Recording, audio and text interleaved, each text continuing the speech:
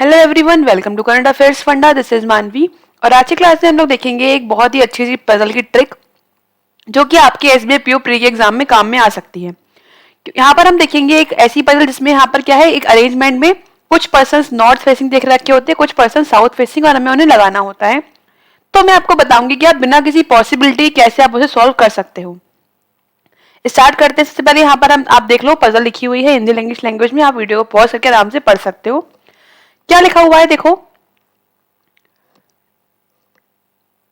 यहाँ पर लिखा है LKGFEAIZ। ये 8 लोग हैं कंपनी के, एक लाइन में बैठे हुए हैं, बस जरूरी नहीं सेम ऑर्डर में हो। और इनमें से कुछ लोग साउथ फेसिंग हैं, कुछ लोग जो है वो नॉर्थ फेसिंग हैं, कुछ साउथ कुछ नॉर्थ, यही पजल है। फिर लिखा हुआ है L sits for the left of A। अब हमें यहाँ से बनाना है। देखो यहाँ पर हमें क्या मान के चलना है। देखो जैसे हमें बताया गया कि 8 लोग हैं, तो आप 8 लोग तो बनाओगे ही, 1 2 3 4 5 6 7 और 8। बट आप इसमें कहीं भी ये मान के नहीं चलोगे कि इस साइड नॉर्थ है। वैसे हम अपनी कन्वीनियंस के हिसाब से मान लेते हैं कि हाँ नॉर्थ है, ये साउथ है, ये ईस्ट है, ये वेस्ट है। बट हमें यहाँ पर ये मान के नहीं चलना है, पहले हमें सेट करना है, बाद में नॉर्थ साउथ निकालेंगे। अब यहाँ पे क्या लिखा हुआ है देखो, पढ़ो और समझो मैं आपको क्या बताना चाह रही हूँ। L sits for the left of A। L के फोर्थ लेफ्ट में A है और A जो है वो किसी एंड पर है।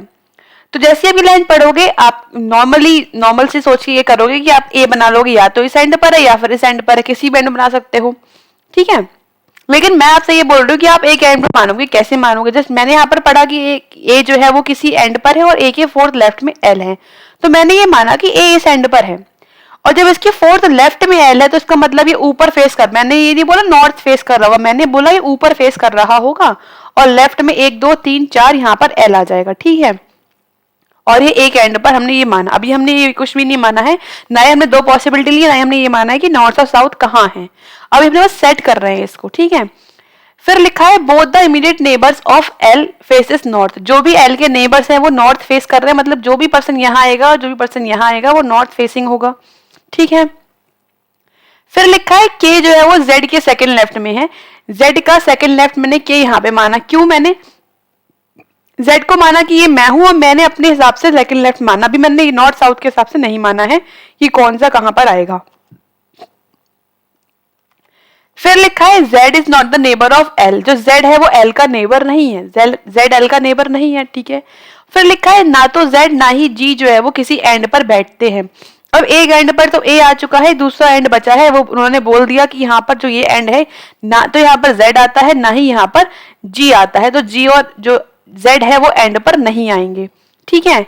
फिर लिखा है क्या, G faces opposite direction of F। जो G है और जो F है वो क्या कर रहे हैं, वो अपोजिट डायरेक्शन को फेस कर रहे हैं, तो मैंने लिख दिया अपोजिट डायरेक्शन, फाइन। फिर both the neighbours of G faces north. जो G के नेबर्स है, जो G के ये और ये नेबर्स आएंगे कहाँ फेस कर रहे हैं, ये नॉर्थ फेस कर रहे हैं, तो मैंने इस तरह से बना लिया इसको। फिर लिखा है जो E है वो I के सेकंड लेफ्ट में, मतलब I के सेकंड लेफ्ट में कौन है, E है, मतलब ये बना लिया मैंने। फिर immediate neighbours of F faces opposite direction. जो F की जो नेबर्स हैं, ये दोनों नेबर्स जो हैं वो क्या कर रहे हैं, अपोजिट डायरेक्शन को फेस कर रहे हैं F के नेबर्स, ठीक है। मतलब एक अगर नॉर्थ होगा एक साउथ होगा एंड वाइस वर्सा, ये लिखा हुआ है। Immediate neighbours of K faces opposite direction, same बात यहाँ बोलेगी। K के जो नेबर्स हैं वो क्या कर रहे हैं, वो भी अपोजिट डायरेक्शन को फेस कर रहे हैं, ठीक है। उसके बाद लिखा है people at the extreme and. जो लोग एंड पर बैठे हुए हैं वो अपोजिट डायरेक्शन को फेस करते हैं। मतलब अगर ये वाला पर्सन नॉर्थ नहीं, अगर ये पर्सन ऊपर की तरफ है तो नीचे की तरफ ये वाला होगा, वो बाद में पता लगेगा कि नॉर्थ है साउथ है, ठीक है। ये नीचे हो गया, ये ऊपर हो गया। फिर लिखा है F जो है वो साउथ फेस करता है, तो मैंने मतलब लिख दिया F साउथ फेस करता है, और E जो है वो L के पास नहीं है। अब हम सेट करने की कोशिश करते हैं, यहाँ पर हम क्या क्या सेट कर सकते हैं। देखो यहाँ पर हमें क्या क्या पता है। हमें पहली बात तो Z पता है कि Z L के पास नहीं आ सकता और Z एंड पर नहीं है, तो रखने की कोशिश करो कि Z कहाँ कहाँ पर नहीं हो सकता, क्या क्या बच रहा है Z के हिसाब से। मतलब Z एंड पर नहीं, मतलब Z यहाँ नहीं है, Z L के पास नहीं है, Z यहाँ नहीं है। अब अगर मैं Z को यहाँ पर रखूं, मैं Z को यहाँ रखूं अगर, तो मुझे एक गैप पर K लेना है ना। तो एक गैप पर K इस साइड तो पॉसिबल ही एंड हो चुकी है लाइन, इस साइड लेंगे तो L आ चुका है, मतलब यहाँ भी Z नहीं आ सकता। अगर मैंने Z को यहाँ पर रखा, यहाँ पर Z को रखा, तो एक गैप पर यहाँ पर L है और एक गैप पर यहाँ पर A है, मतलब Z यहाँ भी नहीं आ सकता। मतलब Z की पूरी लाइन में केवल एक ही जगह दिख रही है मुझे यहाँ रखने की, मैंने Z को यहाँ पर रख दिया। जैसे मैंने Z को यहाँ पर रखा, अब मुझे क्या रखना है, Z के लेफ्ट में के रखना है। अब लेफ्ट में अगर हम जाएंगे तो इस साइड तो पॉसिबल नहीं है क्योंकि यहाँ पर लाइन खत्म हो चुकी है, मतलब के मुझे यहाँ लेना पड़ेगा। अब के लेफ्ट में है, दैट मीन्स जेड ऊपर फेस कर रहा है। ठीक है, जेड ऊपर फेस कर रहा है, मुझे यहाँ से ये चीज पता लग गई, तो मैंने इतना चीज तो यूज कर ली।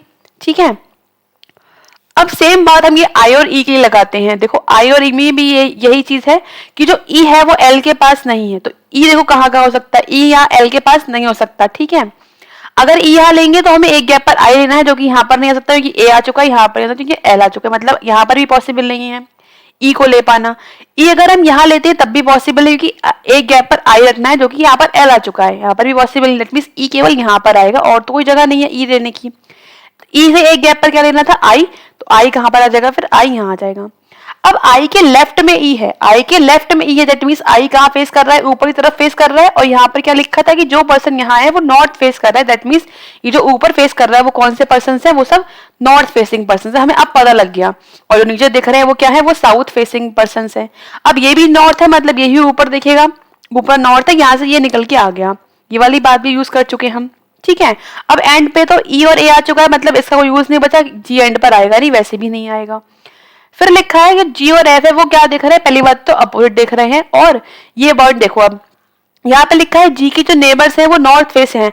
अगर मैं जी को यहाँ पर लेऊं तो जी का एक नेबर साउथ है, एक नेबर नॉर्थ है, मतलब जी यहाँ पर नहीं आ सकता, मतलब जी यहाँ आएगा। और जी के दोनों जो नेबर्स हैं वो नॉर्थ फेसिंग है, मतलब ये भी नॉर्थ देख रहा है और जी का जो ये वाला नेबर है वो भी नॉर्थ देख रहा है।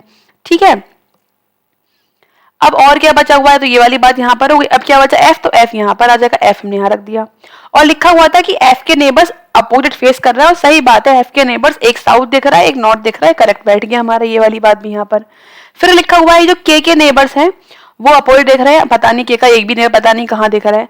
यहाँ पर देखो, यहाँ पर लिखा हुआ है कि जो एफ है वो साउथ फेसिंग है, तो मतलब एफ नीचे देख रहा होगा, साउथ फेसिंग नीचे है सबकी। ठीक है, यहाँ लिखा है जी और एफ जो है वो अपोजिट डायरेक्शन में फेस कर रहे हैं। जब एफ साउथ देख रहा है तो जिसका मतलब जो जी है वो नॉर्थ फेसिंग होगा, तो ये नॉर्थ फेसिंग आ गया। जब जी नॉर्थ है और यहाँ पर बोला है कि जो के है उसकी जो नेबर्स हैं वो अपोजिट फेस कर रहे हैं, के का एक नेबर जब नॉर्थ देख रहा है तो एक नेबर क्या देखिएगा, साउथ देखेगा, दैट मीन्स ये आ गया साउथ। तो साउथ के कौन कौन से यहाँ पर लोग आ चुके हैं, एक आ चुका है साउथ का ई, एक आ चुका है एफ और एक आ चुका है एल। बाकी सारे पर्सन्स कहाँ दिख रहे हैं, नॉर्थ। इस तरह से हमने इसको सॉल्व कर लिया बिना किसी पॉसिबिलिटी के, एक बार में इसको बनाया। अगर एग्जाम में ऐसा क्वेश्चन आता है तो आप भी इसी ट्रिक की हेल्प से सॉल्व करोगे। आप दो दो मान के नहीं चलोगे, ना ही आप पहले नॉर्थ साउथ डिसाइड करके चलोगे, आप उसको बाद में देख लोगे कि कहाँ पर आ रहा है नॉर्थ, कहाँ पर आ रहा है साउथ। अगर जैसे सपोज हम उल्टा मानते तब भी हमारा आंसर यही आता। अगर हम एक और इस एंड पर मान लेते, पहले इस एंड पर अगर हम मान के चलते ए इस वाले एंड पर है, तो नॉर्थ हमारा नीचे आ जाता और साउथ हमारा ऊपर आ जाता, तब भी कोई दिक्कत नहीं, आप उसके हिसाब से आंसर को वहां पे टेक कर दोगे। इतना तो आप समझ लोगे ना कि नॉर्थ साउथ के हिसाब से राइट लेफ्ट क्या होगा। ये हमने नॉर्मल माना है एक एंड पर और अपने हिसाब से राइट लेफ्ट मान लिया, बाद में देखा कि डायरेक्शन किस तरफ आ रही है। ठीक है, तो ये हमने बनाया है क्वेश्चन बिना किसी पॉसिबिलिटी के, जिसमें हमें लीनियर अरेंजमेंट दे रखा था नॉर्थ और साउथ फेस करता हुआ। आई होप समझ में आया होगा, समझ में आया है तो कमेंट जरूर बताएं कि हाँ समझ में आया, ट्रिक अच्छी लगी। और इसके जो क्वेश्चंस हैं इनके आंसर्स आपको बताने हैं, खुद से सॉल्व करके कमेंट सेक्शन में ये क्या आंसर आ रहे हैं। क्वेश्चन नंबर ए, बी, सी यहाँ लिखा है, एंड देन डी और ई। इस तरह से आपको इन क्वेश्चंस के आंसर बताने हैं, जो मैंने अभी आंसर बताया, बस आपको आंसर बताने हैं कि क्या क्या आने हैं। ईजी चीज है, कमेंट कर देना कि क्या क्या आंसर आ रहे हैं। ठीक है, उसके अलावा ऐप डाउनलोड कर लो आप लोग, और ऐप पे आपको पूरा आप टेस्ट सीरीज दे सकते हो, कोई भी टेस्ट सीरीज यहाँ पर आप बना सकते हो, बहुत सारे टेस्ट सीरीज फ्री भी है तो उनको आप बना लो। उसके अलावा आप कंप्लीट कोर्स पढ़ना चाहते हो रीजनिंग का, तो आप यह भी आपको ऐप पर ही मिलेगा।